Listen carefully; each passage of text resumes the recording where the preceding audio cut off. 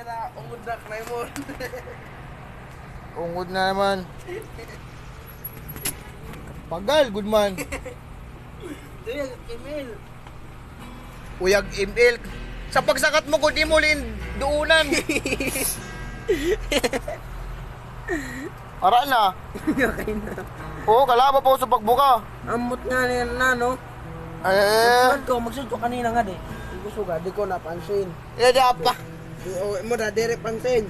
Magsugat ko sa baba, magsugat ko, mag-dalag-zero, magsugat ko. Patayit.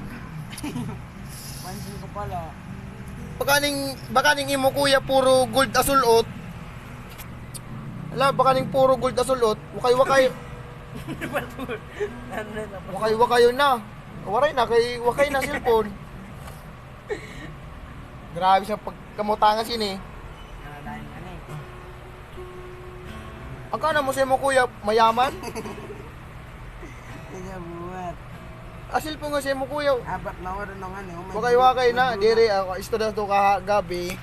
Na buwa lahat to na dito wakay. Baga ko, di ba? Pumo, shortcut ito. Nangusog ka pa, di ba? Yan na, di makilala na. Kay buong na.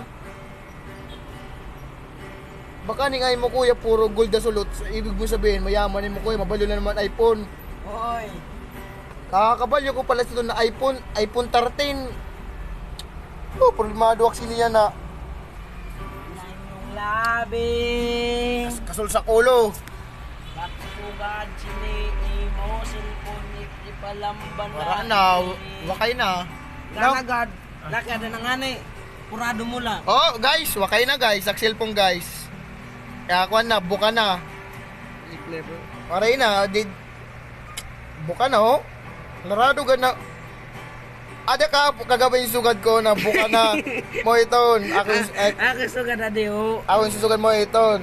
Tapos yan na, imburo ka muna ako iPhone 14. Yay. 14 na. Plastic. Ang kala mo sa barato lang na iPhone 14. Kod sini. Bak nadidira na in warakay-wakay god. Nauyam godak.